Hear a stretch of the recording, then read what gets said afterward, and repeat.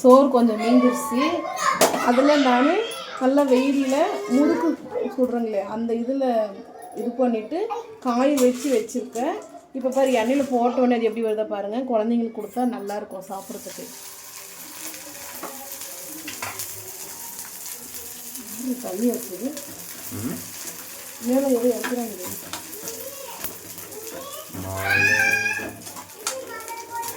பார்த்தீங்களா எப்படி வந்துருச்சு.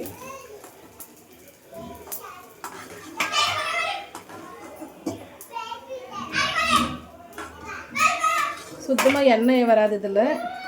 ஆனால் சாப்பிட்றதுக்கு அவ்வளோ நல்லாயிருக்கும். மொறு மொறு மொறுன்னு இருக்கும். இதெல்லாம் சவுண்ட் எடுக்கிறது